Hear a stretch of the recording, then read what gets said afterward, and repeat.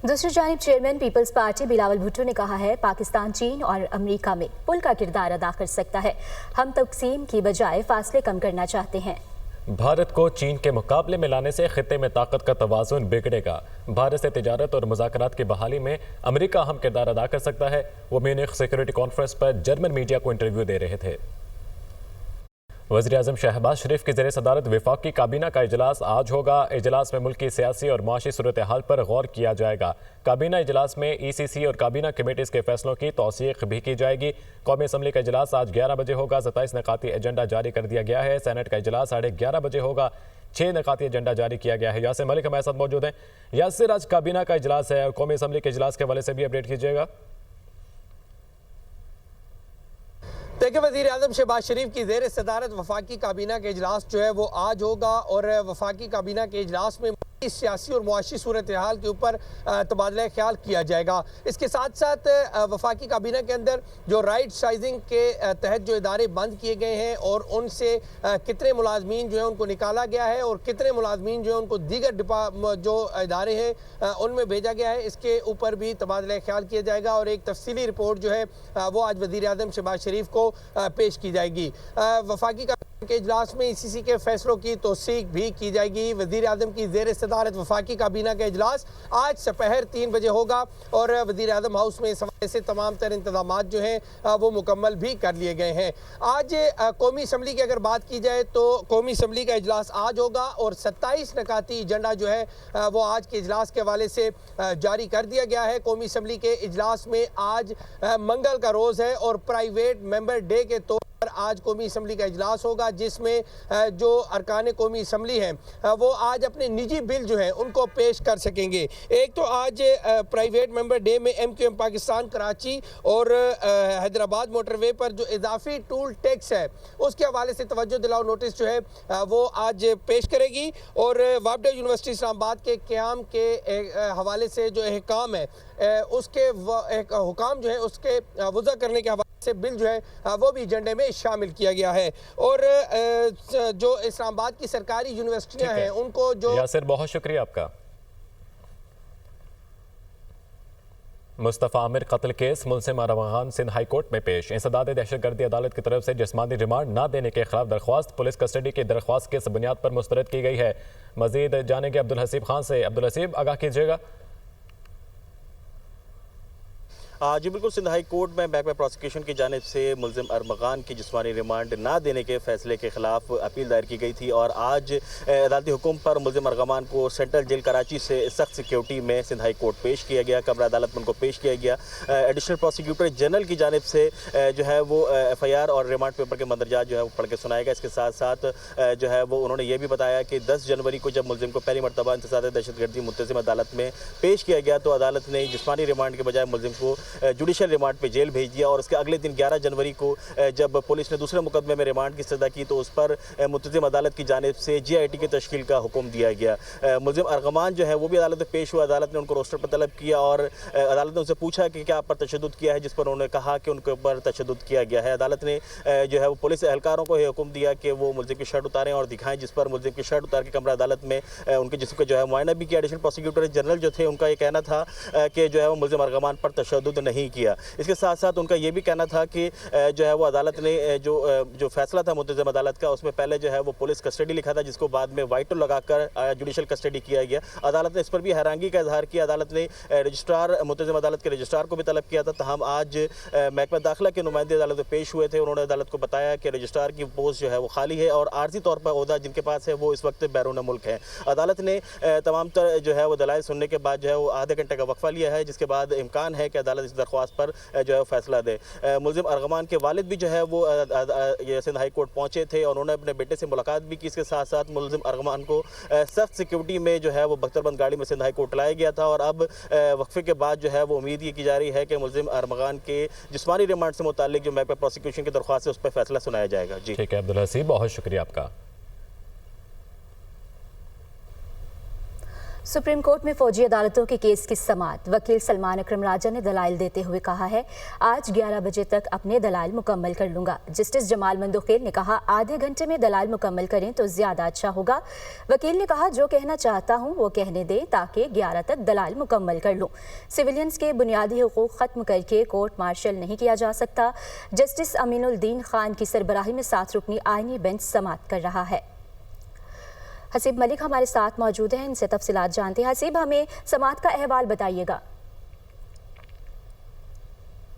देखिए, ये फ़ौजी अदालतों में सिविलियंस के ट्रायल के फ़ैसले के ख़िलाफ़ अपीलें थीं, जिसके ऊपर यह समाअत का सिलसिला पिछले 2 से 3 हफ्तों से जो है मुसलसल जारी है, जो कि रोज़ाना की बुनियाद के ऊपर समाअत की जा रही है। जस्टिस अमीनुद्दीन खान की सरबराही में ये 7 रुकनी बेंच है जो समाअत कर रहा है, जबकि सज़ा याफ्ता मुजरिम है अर्ज़म जुनैद, जिनके वकील हैं सलमान अकरम राजा, उनकी जानिब से आज दलाइल का एक मरतबा फिर आगाज़ कर दिया गया है। और समाअत के आगाज़ पर उनकी जानिब से यह अदालत को बताया गया कि आज जो ब्रेक टाइम है जो कि 11 बजे है, उस वक्त तक अपने दलाइल मुकम्मल कर लेंगे, जिसके ऊपर जस्टिस जमाल खान मंदोखेल की जानिब से ये रिमार्क्स दिए गए और इस्तफसार किया गया कि सलमान अकरम राजा साहब, आप कोशिश करें कि आधे घंटे तक जो है अपने दलाइल मुकम्मल कर लें। जिसके ऊपर सलमान अकरम राजा की जानिब से ये कहा गया कि मुझे जो दलाइल देने हैं वो दलाइल देने दें, ताकि मैं अपना जो मौक़िफ़ है वो भी अदालत के सामने रख सकूँ और 11 बजे तक अपने दलाइल मुकम्मल कर लूँ। उसके साथ साथ उनकी जानिब से 1 पॉइंट जो था, उनका जो मौक़िफ़ था और जो उनकी इस्तदा थी, उसमें उन्होंने ये बाकायदा कहा कि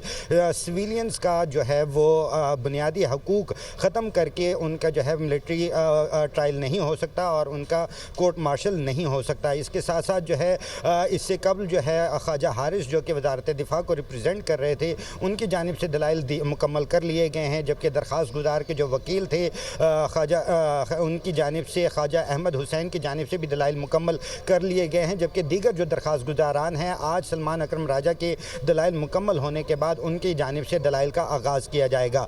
तो ये समाअत का आगाज़ हो चुका है। अब से कुछ देर बाद मुमकिन तौर पे सलमान अकरम राजा, जैसे उन्होंने कहा कि 11 बजे तक अपने दलाइल मुकम्मल कर लूँगा, उसकी दलाइल। आपका हसीब मलिक, आप हमें अपडेट कर रहे थे।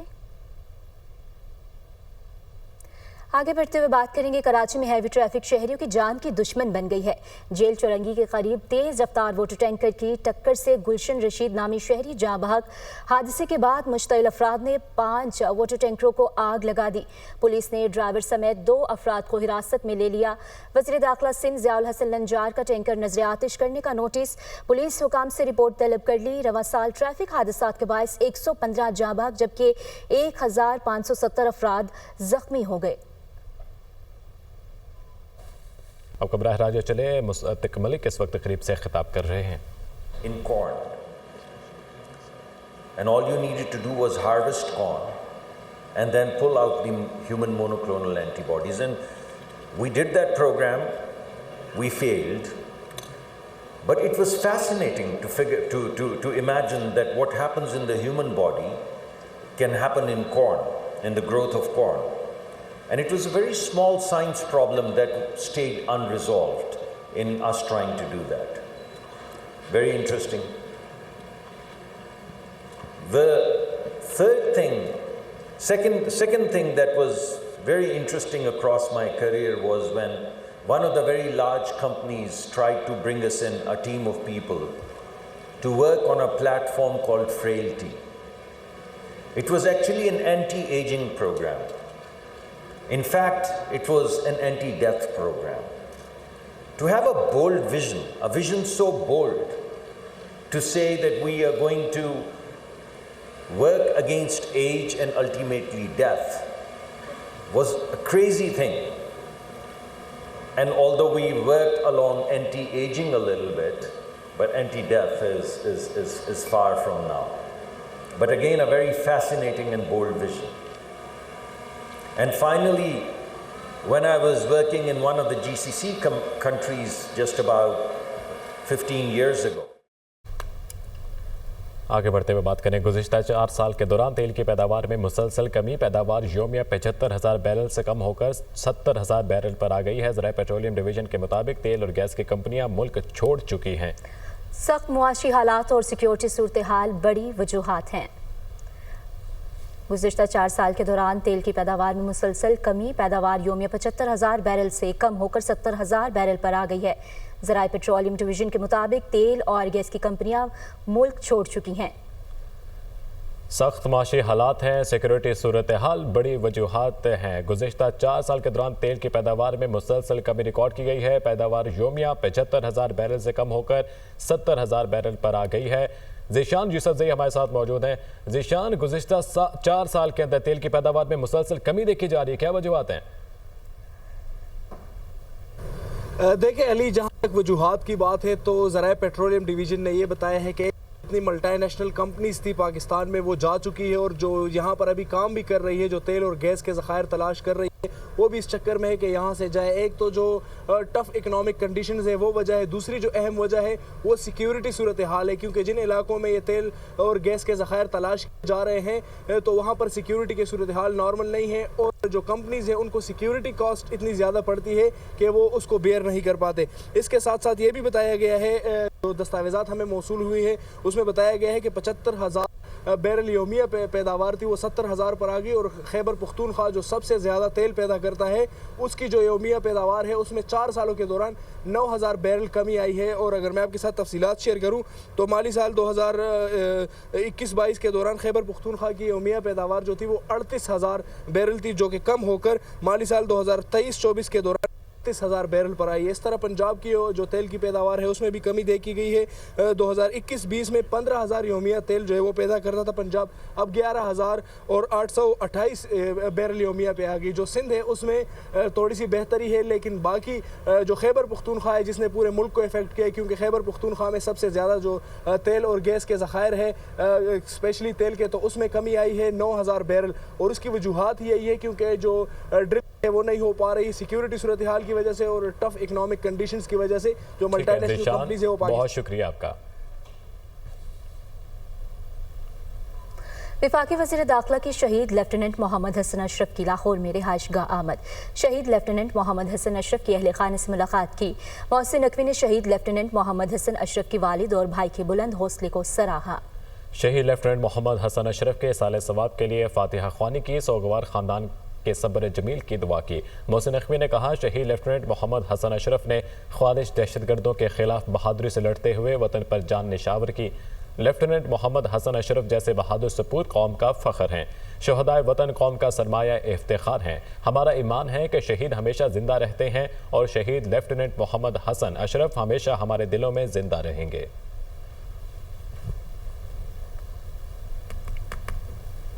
अपीलेट ट्रिब्यूनल्स में इनलैंड रेवेन्यू अफसरान की तैनाती ख़त्म करने की तजवीज़। ज़राए FBR के मुताबिक इनकम टैक्स अपीलेट ट्रिब्यूनल्स में इनलैंड रेवेन्यू अफसरान की तकरीबन 20 सीटें ख़त्म की जाएंगी। इनकम टैक्स अपीलेट ट्रिब्यूनल्स में रिटायर्ड अफसरान तैनात करने की तजवीज़ ज़ेर गौर है। इनलैंड रेवेन्यू अफसरान की अपीलेट ट्रिब्यूनल से तैनाती ख़त्म करने के लिए कानून साजी की जाएगी। मुदस्सिर अली राना हमारे साथ मौजूद हैं, उनसे मज़ीद तफसीलात लेंगे। मुदस्सिर, आगाह कीजिएगा। जिस राय की जानिब से ये बताया गया है कि इनकम टैक्स अपीलेट ट्रिब्यूनल्स में इनलैंड रेवेन्यू सर्विसेज के जो कोटा है उसको ख़त्म करने की तजवीज़ है। इससे कबल अपीलेट ट्रिब्यूनल्स में तकरीबन इनलैंड रेवेन्यू के 20 से 21 अफसरान की जो ग्रेड 21 के अफसरान थे उनकी तैनाती की जा रही थी, लेकिन अब ये तजवीज़ ज़ेर गौर है और इसके लिए कानून साजी की जा सकती है कि अपीलेट ट्रिब्यूनल्स में जो इनकम टैक्स अफसर इनलैंड रेवेन्यू के जो अफसरान हैं उनकी तैनाती को ख़त्म कर दिया जाए और उनकी जगह पर रिटायर्ड अफसरान को तैनात किया जाए। ज़राए की जानिब से ये बताया गया है कि इनलैंड रेवेन्यू सर्विसेज अफसरान के साथ ये इम्तियाजी सलूक बढ़ता जा रहा है, क्योंकि जो कस्टम अपीलेट ट्रिब्यूनल्स हैं उसमें कस्टम अफसरान की तैनाती का अमल उसी तरह से जारी रहेगा। इससे कबल अगर देख लिया जाए तो जो अपीलेट ट्रिब्यूनल्स हैं उसमें इनलैंड रेवेन्यू सर्विसेज अफसरान और इसके अलावा जो जुडिशल मेंबरान हैं उसको शामिल किया जाता है ताकि जो टैक्स दहिंदगान के फैसले हैं वो वहाँ पर उनकी सुनवाई की जा सके। लेकिन अब ये ज़राए की जानिब से बताया जा रहा है कि एक बिल तैयार किया जा रहा है जिसके ज़रिए इनलैंड रेवेन्यू सर्विसेज के जो ऑफिसर्स होंगे उनकी इनकम टैक्स अपीलेट ट्रिब्यूनल में तैनाती को ख़त्म कर दिया जाएगा, जिसके बाद जो अपीलेट ट्रिब्यूनल्स में इनलैंड रेवेन्यू अफसरान का कोटा है उसको मुकम्मल तौर पर ख़त्म कर दिया जाएगा। मजमूई तौर पर अगर इस वक्त देख लिया जाए तो इनलैंड रेवेन्यू सर्विसेज के 52 अफसरान हैं, जिनमें से 21 अफसरान को एपलेट ट्रिब्यूनल में तैनात किया जाता है और इसके अलावा जो बाकी अफसरान हैं वो FBI हेडक्वार्टर और इसके अलावा दीगर मकामात पर तैनात किए जाते हैं। अब ये तरीकाकार इख्तियार किया जा रहा है, जिसके लिए बाकायदा तौर पर तजवीज़ FBI में ज़ेर गौर है और उसके बाद इसको कानून इनकम टैक्स ऑर्डिनेंस 2001 में तरमीम करके इसको बाकायदा तौर पर इनलैंड रेवेन्यू सर्विसेज के जो अफसरान हैं उनको एपलेट ट्रिब्यूनल से निकाल दिया जाएगा। जो ज़रा की जानिब से मुझे बताया गया है कि जो ये कानून साजी की जा रही है, इसका मकसद है कि ताकि कॉन्फ्लिक्ट ऑफ इंटरेस्ट ना पैदा हो सके। और जो बहुत शुक्रिया आपका।